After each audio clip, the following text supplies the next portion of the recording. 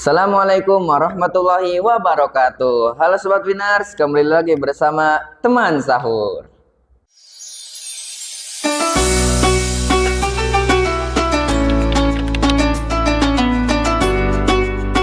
Oke, di episode kali ini kita kedatangan lagi teman sahur kita nih. Beliau ini di sekolah kita mengajar produktif otomotif ya, Pak ya? Ya. Nah, beliau adalah Bapak Irfan.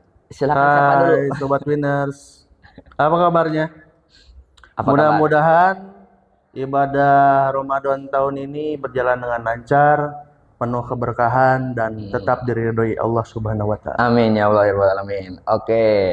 Bapak gimana sorenya Pak tadi, Pak? Alhamdulillah. Dimas Puasanya gimana? belakangan ini gimana, Pak?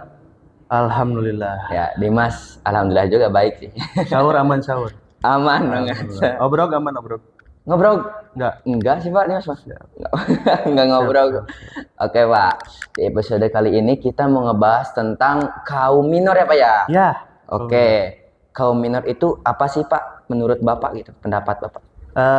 Secara pandangan luas kan kaum minor itu diartikan golongan yang terkecil di sebuah golongan yang besar. Nah, bisa diibaratkan kalau misalkan di kita ya, misalkan kan beragama Muslim nih, nah misalkan ada beberapa orang beragama di luar Muslim atau non Muslim, itu bisa disebut minoritas. Oh. Nah, kaum minor. Tuh. Oke Pak, ya setahu Dimas gini Pak, kaum minor itu kan biasanya sering dibully nih Pak Yi, sering dibully nih. Ya. Pendapat Bapak gimana tuh tentang ya kaum minor yang selalu dibully itu Pak?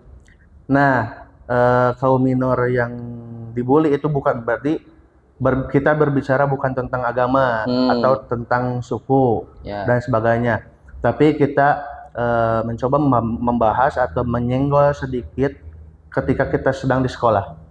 Nah, misalkan saja di sebuah kelas atau di sebuah lingkungan itu ada beberapa orang yang bisa dikatakan minoritas atau dalam tanda petik yang beda dari yang lain. Nah, biasanya orang-orang tersebut akan sedikit dikucilkan atau menjadi ceng-cengan temannya sendiri. Seperti contohnya kalau misalkan di pekerjaan lah misalkan. Kalau misalkan ada teman yang tidak bisa mengerjakannya, biasanya temannya selalu ngahauk lah, cek bahasa Sunda nama, ngahaukan atau menjadi ceng-cengan ke dia. Seperti itu. Nah, Bapak nanya ya ke Dimas. Dimas pernah nggak mengalami itu atau Dimas menjadi pelakunya? Sesuai pengalaman Dimas, nggak pernah sih Pak ya? Ya pernah. Iya. Teman Dimas misalkan nggak bisa tapi nih kalau ngerjain. melihat pernah Pak. Kalau melihat iya teman Dimas ngebully seseorang yang bisa disebut kaum itu, kaum minor. Ya, pernah. Iya. Di SD, SMP, SMK atau TK atau di lingkungan? Di MTS Pak. Di MTS. Iya, Pernah. soalnya Dimas alumni MTS gitu. Ada satu orang apa ya?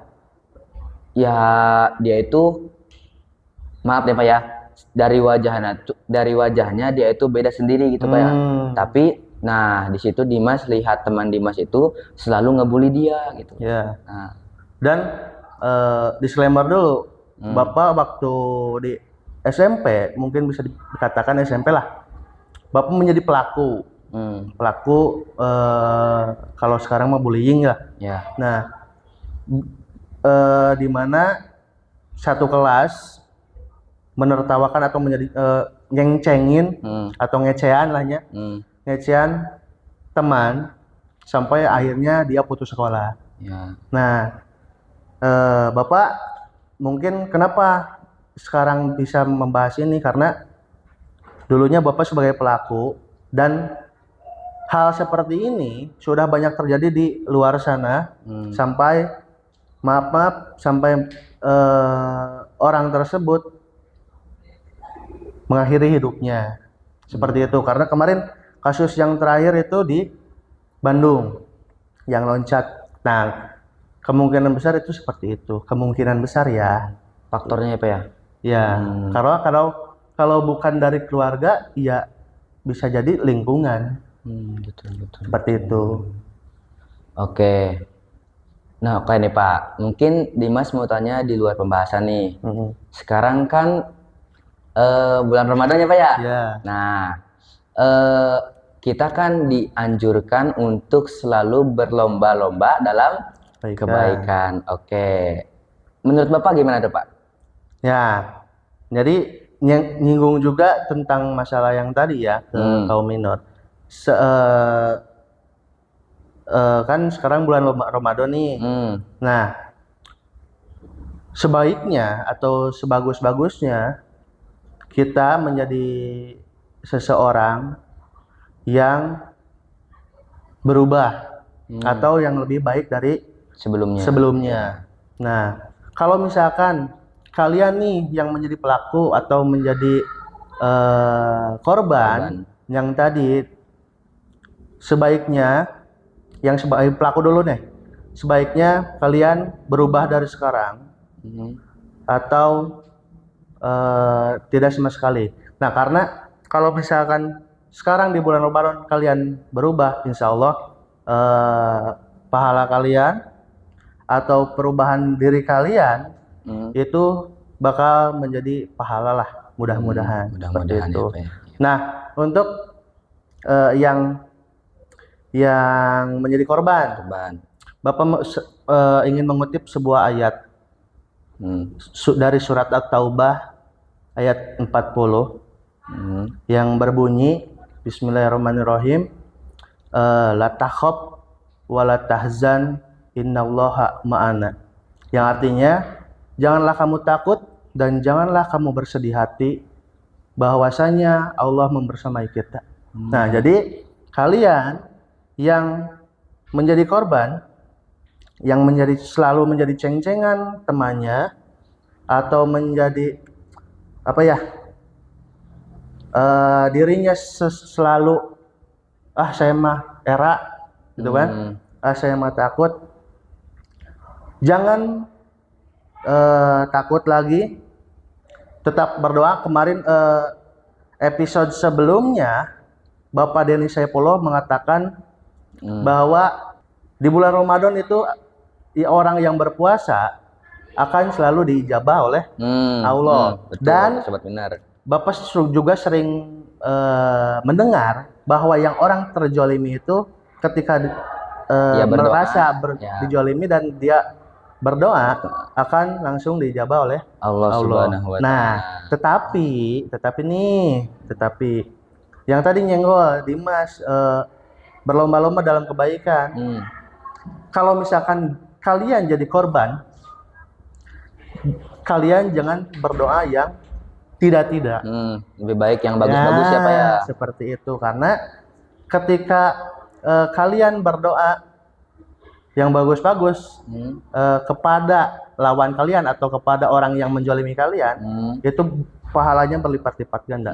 Karena Rasulullah juga ketika dulu menjadi korban bully, dia diludahi kan, diludahi, dilempari, dia tidak pernah mengatakan sesuatu hal yang buruk ya. Nah, kita bercontohlah kepada Rasulullah SAW. Malahan Nabi Muhammad mendoakan yang baik-baik ya Pak ya. Iya, seperti itu, guys. Oke. Ya. Mungkin untuk yang terakhir nih Pak, ada pesan gak nih buat sobat winners dari Bapak? Kalau dari Bapak tetap pegang ayat itu sih, atau surat At-Taubah ayat 40. Yang tadi ya Pak ya? Ya, janganlah kamu takut dan janganlah kamu bersedih hati, karena Allah membersamai kita. Tetaplah ulah sieun weh pokokna mah. Nah, ulah sieun ya pokokna mah barudak. Ulah sieun pokokna mah. Allah aya di intinya gini ya. Kalian nih, kalau kalian sebagai pelaku, usahakan robahlah diri kalian yang menjadi pelaku ya Pak ya tadi ya gitu. Terus buat kalian yang korban, berpegang teguhlah tadi kepada ayat yang Bapak udah ya sebutin gitu bahwa kalian sebagai korban apabila apa ya bisa disebut sabar ya Pak ya? Ya. Nah, sabar terus apalagi tadi Pak? Kalian untuk sebagai korban gitu? Tetap sabar, tetap rendah diri, dan tetaplah jangan takut. Nah, jangan takut sobat benar. Oke, mungkin untuk podcast kali ini sudah sampai di sini aja Pak. Ya. Nah, oke, mungkin cukup sekian dari episode kali ini. Ya, kita tutup. Jangan lupa sahur bersama teman sahur kamu. Assalamualaikum warahmatullahi wabarakatuh.